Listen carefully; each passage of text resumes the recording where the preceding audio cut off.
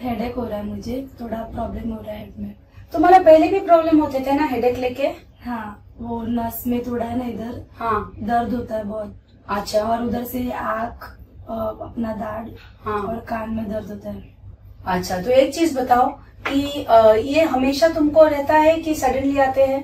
कभी कभी आता है। एक पेन किलर लेती हूँ, हाँ वो खा के मतलब थोड़ा रहता है, उसके बाद वापस जो दर्द चालू होता है बहुत ही दुखता है। तो ये तुम्हारे पीरियड्स के साथ संबंधित है क्या? पीरियड्स के पहले do you get this pain before your periods?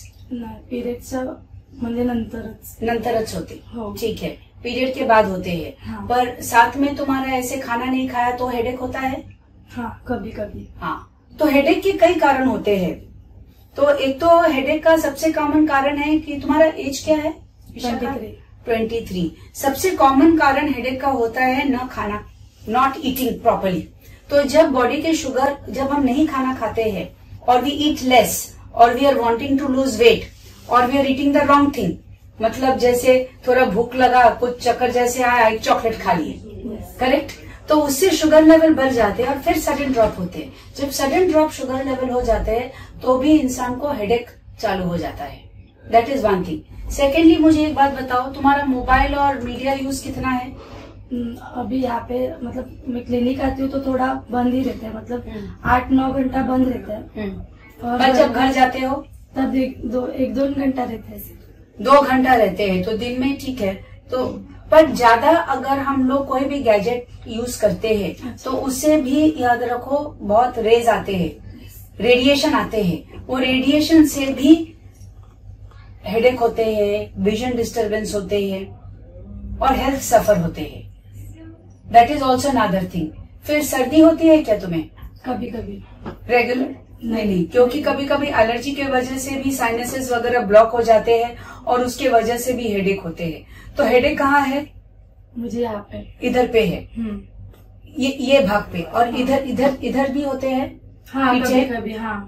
हाँ, अच्छा, इधर आता है ना तो हाँ। इधर का दर्द कम होते है, इधर आता है। हाँ। फटाक से। और ये इधर से दर्द इतना आंख में दुखता है ना, मतलब हाँ। रोने जैसा होता है पूरा। हाँ, तो एक तो ये माइग्रेन जैसे भी हो सकते हैं, क्योंकि माइग्रेन के पहले बहुत सारे लोगों को होते हैं, सडन ऑरा जैसे आते हैं, थोड़ा सा धुंधलापन आते हैं और सिर पकड़ जाता है। और sometimes it can be just because of over use of the media वगैरह का भी अगर है। अभी फोन अगर पकड़ते हो तो कैसे पकड़ते हो फोन? मुझे लगना हाथ। हाँ, तो नेक अगर तुम्हारा बेंड रहता है, हाँ, तो उसके वजह से भी ये मसल्स जो है वो स्पैज्म में जाते हैं। मसल स्पैज्म जाने के लिए भी it will cause headache, severe headache. कभी कभी डेंटल इन्फेक्शन और ईयर इन्फेक्शन की वजह से भी हेडेक्स होती है। तो हेडेक के बहुत कारण है विशाखा।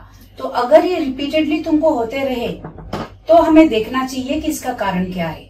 और इसके अतिरिक्त जो बड़े कारण हो सकते हैं, जिसमें से अपने को अगर हेड के अंदर ट्यूमर, लीजन्स, कभी कभी ट्यूबरकुलोसिस, कभी कभी वर्म्स, तो वो सारी चीज बाद में आते हैं। मतलब we need to actually investigate and see कि व्हाट इज द रीजन।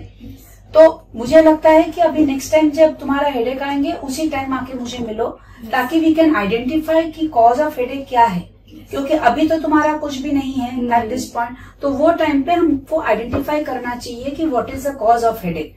चाहिए तो that time we can get a cervical X ray also done, क्योंकि मसल स्पैज्म वगैरह है तो भी ऐसे सिर पकड़ लेगा। अच्छा। और आजकल के टाइम पे बहुत यंग लोगों को सर्वाइकल स्पॉन्डिलोसिस हो रहे हैं, जो पहले होते थे people in their 40s and 50s। अभी यंगर जनरेशन का सर्वाइकल स्पॉन्डिलोसिस एकदम यंग एज पे है, टीनेज एंड यूथ एज पे है। और ये सारे वजह है because of the mobile, because so much of mobile the younger generation is using and the neck is constantly like this, so वो spasm में आके it causes this problem। मेरा जो बालों का हेयर फॉल है ना, थोड़ा मतलब ज्यादा ही हो रहा है। जब मैं नहाते समय भी गिरता है और कंघी करते समय भी। और यहाँ पे ना थोड़ा सा गैप लग रहा है हेयर पे थोड़ा सा। हाँ, अच्छा। तो एक तो तुमको मुझे बताओ कि तुम्हारा खाना पीना बराबर से चल रहा है? हाँ, अभी तो थोड़ा नॉनवेज बंद है हमारा। श्रावण चालू है तो मतलब नो एग कुछ भी नहीं मैं खा सकती हूँ अभी, तो ओनली फॉर वेजिटेबल ही। हाँ, कोई बात नहीं। थोड़ा हीमोग्लोबिन भी, मुझे लगता है तुम्हारा हीमोग्लोबिन कम है, तो हीमोग्लोबिन अगर कम होते हैं, अनीमिया अगर होते हैं तो भी हेयर फॉल हो सकते हैं। तो हेयर फॉल के कई कारण होते हैं। सबसे कॉमन कारण है स्ट्रेस, टेंशन। टेंशन अगर किसी को है तो उससे हेयर फॉल होते हैं। कॉमनेस्ट कॉज इज टेंशन, ठीक है। सेकेंड कॉमन कॉज है मेडिकल इलनेसेस, जैसे थायराइड, लो हीमोग्लोबिन, B12 डेफिशिएंसी, तो वो सारे में भी हेयर फॉल हो सकते हैं, ठीक है। तो उसको अपने को आइडेंटिफाई करके देखना चाहिए। टाइफॉइड में भी बहुत हेयर फॉल होते हैं, पोस्ट टाइफॉइड। तो उसकी थायराइड, उसमें भी हेयर फॉल है। सो ये सारे डिजीज प्रोसेस अगर है तो भी हेयर फॉल हो सकती है। थर्डली होता है अगर ऑटो इम्यून प्रॉब्लम है, कि शरीर के अंदर का जो इंसान की इम्यूनिटी है वो इम्यूनिटी खुद को अटैक करते हैं। तो कुछ डिजीजेस ऑटो इम्यून है जहां पे एलोपेशिया एरिएटा, मतलब ऐसे गोल गोल सिचुएशंस है जहां से हेयर गिर जाते हैं।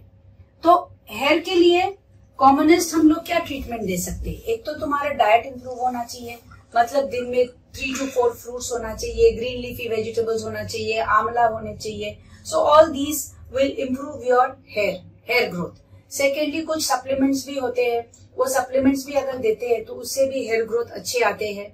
Third and important thing is कि हम लोग हेयर के लिए PRP भी करते हैं, प्लाज्मा रिच प्लेटलेट।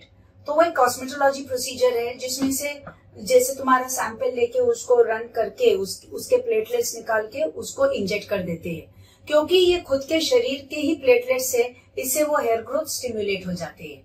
और कभी कभी फंगल इन्फेक्शन है और भी कोई अदर स्किन डिजीजेस है, सोरियासिस, तो उसके वजह से भी हेयर फॉल होते हैं। तो वो पर्टिकुलर रीजन जो भी हेयर फॉल है, वी हैव टू आइडेंटिफाई।